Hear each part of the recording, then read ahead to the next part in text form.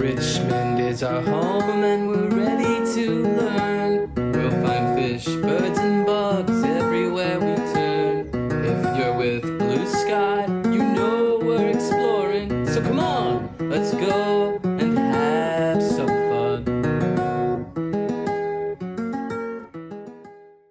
In Richmond, Virginia, lies a little-known gem of a park hidden away on the south side called Belmead Park. It backs up to Oak Grove Belmead Elementary School off of South US 1 and has been created to function as an outdoor learning campus, both for the school and for the public. Within this 6-acre Richmond Public Park, there are areas of interest that include 2 forested paths through the woods, a flowing stream, and spots to teach water quality testing, a bee apiary to educate on the importance of bees and pollination, a wildflower garden, a Virginia geology display of boulders representative of our igneous rocks, marked tree specimens planted by the Richmond Tree Stewards, a pollinator and rain garden to explain the importance of controlled stormwater runoff, while also creating additional viewing habitat to enjoy nature and critters. The park even boasts a bike shed where children and adults can earn free refurbished bicycles based on their completion of community service hours. If you'd like to keep a record of everything we're doing today, download the science log found in the description below. What do you know already about the water cycle?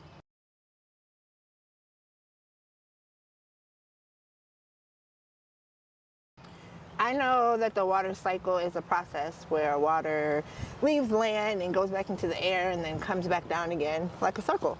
Great. What do you want to learn about the water cycle?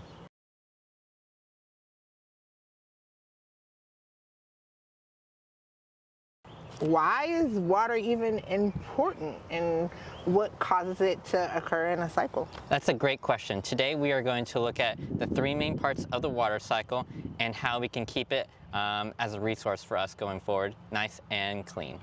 Let's do it. Today we will construct and interpret a model of the water cycle. The materials you will need for today's lesson are some tape, a black permanent marker, a cup of water, and some blue food coloring or a pipette. You'll start off this activity by grabbing a Ziploc bag, sandwich bag, and you'll set it down onto the table. With your permanent marker, you're going to draw 3 different elements on this bag. Your first element is going to be the sun. It's shining nice and bright, and so you'll draw that. You can draw it in the corner or wherever you would like towards the top of your bag. The next element you're going to draw in your area or in your bag is a cloud, all right? So you'll draw it like that. And then at the bottom of your bag, all the way across the bottom, you're going to draw some little ripples or waves to represent the water. And inside of this bag today, we are going to make a model of the water cycle for you at your house. When you get your bag, you will find a blue food coloring tablet, and you can use blue food coloring or the coloring that you have at home. It just makes it easier to see. You'll drop it down in your bucket into your cup. About a half a cup of water will do just fine. Stir that up so it gets nice and blue. And then you'll open up your bag and you will pour some of that blue water down to fill up the bottom of your bag, okay? So I made my ripples kind of low, so I'm just gonna put a small amount of water. I don't wanna squeeze all the air out because I would like some of the air to be trapped in there. And seal your bag up nice and tight. Now that your bag is sealed tight, you can give it another check. You're gonna tape this to one of your windows that's facing towards the outside of your house or building, whether you're doing it at a school or at a family member's house. And then you'll put the tape on, stick that up on the window, and make some observations about what happens over a period of time. You can leave it up for the whole day and see if it looks different from the morning to the night. And make a prediction of what you think will happen inside of your bag. Will it expand with the heat? Will the blue rise up and get condensation in the bag? Or what do you think will happen? As you can see in this picture, water is heating up from the sun and creating some evaporation. So that's that water that's rising up. And as the water evaporates, it builds up a lot of steam and water vapor into the clouds and into the sky, and it condenses and forms those clouds. Those clouds are going to get nice and heavy, all right? And when they get too heavy, that's when the precipitation starts, and it comes back down to the bottom where the ripples are at the bottom of your bag to collect in that area. So you can see that cycle going continuously around and around in your model and in real life. If you find a place where there's a pond and on a bright, beautiful, sunny day like this, there's some evaporation that's happening, some water leaving that area going up into the atmosphere, all right? Take a look at this globe. So there are a few different colors on the globe, and there's a couple things that we can gain from the water cycle from looking at the globe. Mr. Dustin, I'm gonna toss this to you. Why don't you tell me where one of your thumbs lands? My thumb just landed on the Atlantic Ocean. Great. Yeah, the Atlantic Ocean and all of our oceans are part of our water sources that we have all around the world. Miss Tanisha, do you think there's some other water sources that aren't in the oceans that you can find? Sure. All right, let's see. Ooh, right here is in the United States. I'm on Lake Tahoe and Lake Michigan. Right, our lakes that we have on our land areas, those represent all of our fresh water that we have in the world too. But there is some other water sources here. Where do you think I should put my hands? Like on the sides or? Maybe the tops and the bottom. Yeah, on the top and the bottom, we have our two poles where we have a lot of our frozen water that resides in those areas. So we have our frozen water, our ocean water, or salt water, and our fresh water that we have here.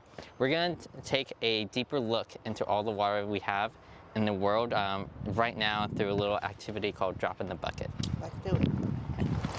So we have 1,000 milliliters here, and this represents all the water on Earth. We are going to see how much water we have compared to all these various water sources. So the first one we're going to look at is fresh water. So we're going to measure out 30 milliliters of fresh water.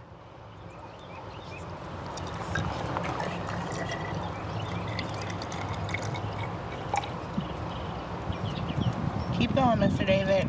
We're almost there. Stop. Good job. All right, so we have 30 milliliters of fresh water, and the rest of the 970 milliliters represents all the salt water we have in the world. Next, we're going to move on and look at our polar ice caps. So, of that 30 milliliters of fresh water, we are going to pour here 12 milliliters. And that 12 milliliters is how much of our fresh water is trapped in those polar ice caps and glaciers. Thank you. And then of that fresh water, Mr. Dustin, where's the rest of it? The rest of it's going to be located in groundwater. So that is water underneath of the ground. And there is 15 milliliters of water. Almost there. Yep, let's see. Oh, a little too much. A little bit too much. Let's pour some back into our freshwater container. Perfect. Perfect, yep, right there. Great. Now, all that's left of our fresh water, we are going to take a drop of water using our pipette and squirt it into the air to represent water vapor. And now what's left in this eyedropper is what we have left to use. Mr. David, can I see your hand? There's a drop for you. Oh, thank you so much. And a drop for me. And a drop for Mr. Dustin. And that drop that we have left in our hand equals all the drinkable water left here on Earth. Is that enough for you? No, that is definitely not enough for me. Is that enough for you, Mr. It's definitely David? not that much. It's not. And think about all the things that we have to do with this one little drop of available water. What are some things that we do with fresh water every day? Brush our teeth. Yeah. Take a shower. Yeah, and we even use it for industrial purposes. Can you believe that it takes 2,250 gallons of water to make one pair of sneakers? Whoa, Wow, that is a that's ton of whole water. lot. That's a whole lot of water. So it's important for us to conserve or save and protect the water that we do have left.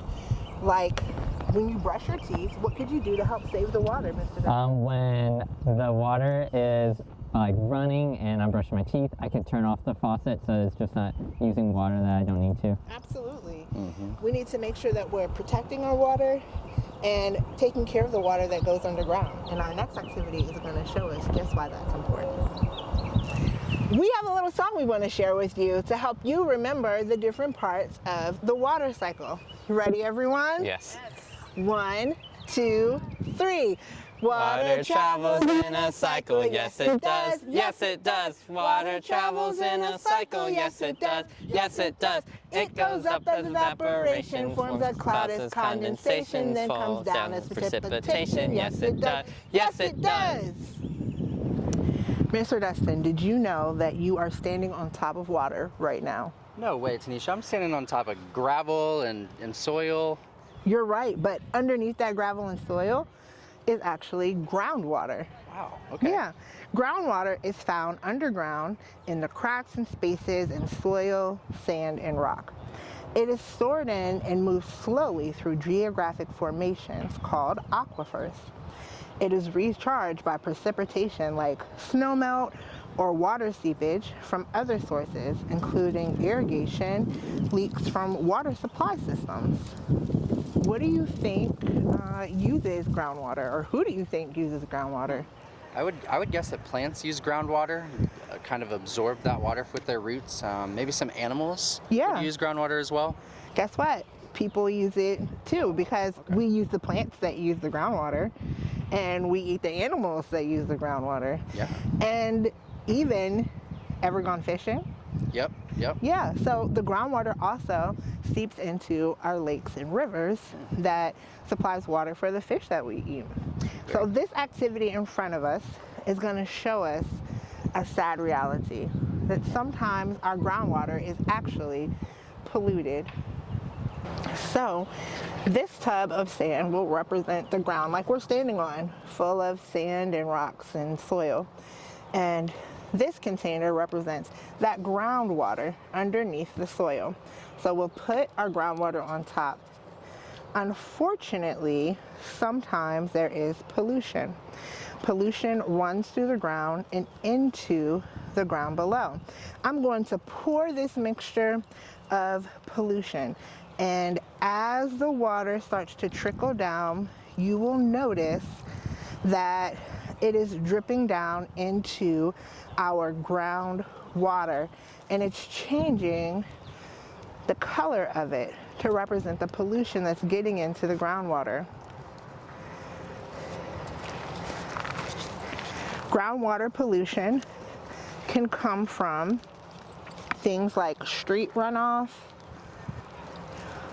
can come from pesticides and herbicides that we use in our lawns. And the more that we use and the more that we add, the more polluted our groundwater becomes. And sadly, even when we have a freshwater storm, all of those pollutants are stored up inside the ground. And even though all of the groundwater pollution has filtered out, once we put this into fresh water again and we have more regular rain, it will continue to pollute our groundwater. Plants take that in, fish drink the water, and then people take it in. This is why it's important to protect our groundwater for all parts of the food chain. Today, we discovered why water is important to all living things, and that the water cycle is a process where the earth conserves water through evaporation, condensation, and precipitation like rain, snow, and sleet. We hope that you enjoy investigating the water cycle at home, and that you share your investigations with us by sending pictures or videos to explorers@blueskyfund thinkoutsidewithbluesky.org or tagging Blue Sky Fund with the hashtag ThinkOutsideWithBlueSky on your social media. Until next time, happy exploring, scientists. Richmond is our home and we're ready to learn. We'll find fish, birds, and bugs everywhere we turn. If you're with Blue Sky, you know we're exploring. So come on, let's go.